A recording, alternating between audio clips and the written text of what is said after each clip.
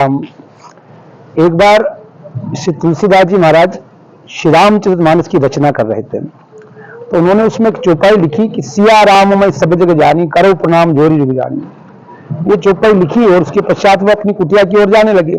जिस स्थान पर बैठ के लेकर रहे थे वहां से वो अपनी कुटिया की ओर प्रस्थान करने लगे। रास्ते में एक बालक आया, कहे महाराज जी उधर मत जाइए, उधर एक बेल पागल हो गया है और वो उठाकर लोगों को मार रहा है, सीने से मार रहा है।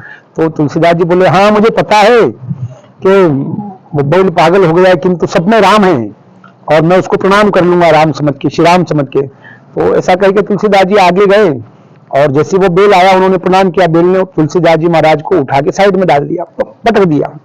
तो तुलसीदास जी महाराज बड़े क्रोधित हो गए। क्रोधित होकर वापस अपनी जिस स्थान पर श्री रामचरितमानस की रचना लिख रहे थे, कर रहे थे, वहां उस चौपाई को फाड़ने लगे। तो उसी समय श्री हनुमान जी महाराज प्रकट हो गए और उन्होंने कहा, हे तुलसीदास जी महाराज आप ये क्या कर रहे हैं?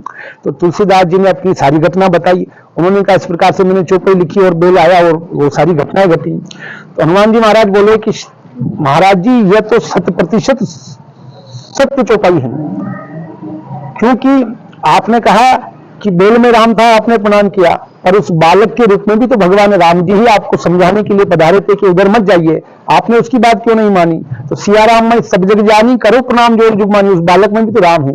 यही हमारे जीवन में भी होता है। कभी हमें कोई छोटा व्यक्ति भी समझाने आता है तो हम उसकी बात को समझ नहीं पाते। भगवान न जाने किस रूप में आके हमें समझाना चाहते हैं और हम उस बात को समझ नहीं पाते हैं और बड़ी बड़ी उलझनों में फंस जाते हैं। इसलिए भगवान कहते हैं, ना मूरत में ना तीरथ में ना कोई निजी आवास में, मुझको कहाँ तू ढूंढे रे बंदे, मैं तो तेरे पास में। जय सिया राम। जय